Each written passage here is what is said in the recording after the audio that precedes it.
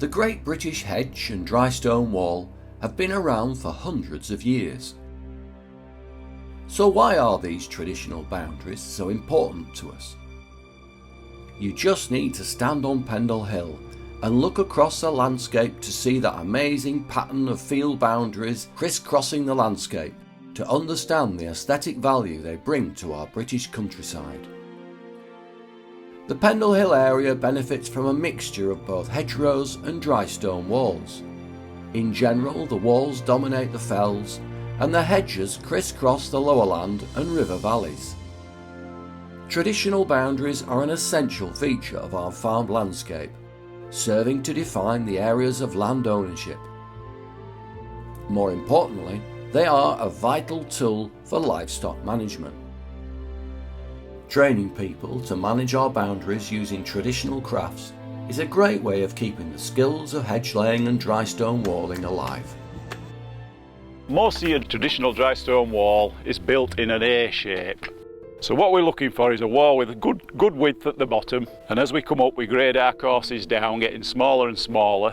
Always walling the length in, unlike a brick which is walled lengthways along the wall. We want them stones to come as far to the middle of the wall as possible either side. At various points in the wall we put a long stone right through the wall, and then when we get to the top we put a top stone on. This acts as a through. It goes right across the top of the wall, tying both outer skins together. And the saying is, each stone should do its duty by its neighbour, so you're trying to get as much contact with every stone you place and support everything as you build.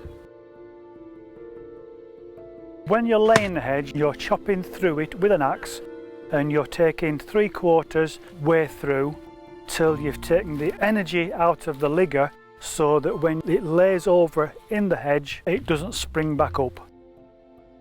The stock which is left is called the heel. That's sawn off within an inch of the ground, which in the spring will be sucking up lots of energy, so it then forms a lot of buds around the heel, and those buds then shoot and become the rejuvenated hedge to be laid in years to come. I think hedges have an awful lot of value to play, not just an integral part of the landscape of the area, but from a biodiversity point of view there's a whole host of benefits, from flood prevention, carbon capture, and hedges play a very important part in delivering those kind of areas of work. The whole idea of involving people in dry stone walling and hedge laying is not just that they can learn a new craft. It's also important that we preserve these treasured inheritances that serve a practical purpose for today. Traditional boundaries are a haven for wildlife across our landscape. Hedgerows support over 2,000 different species, providing a natural habitat for flora and fauna, nesting birds, insects and small mammals. Similarly, dry stone walls create habitat for many creatures such as frogs, lizards, mice and voles, who all love the wall's various nooks and crannies. Owls and buzzards use walls as lookout posts. Larger predators like the weasel hunt along the wall, and sheep find shelter from the weather and will often land behind a wall. The correct management of walls and hedges is essential if we are to conserve our wildlife and landscape for future generations.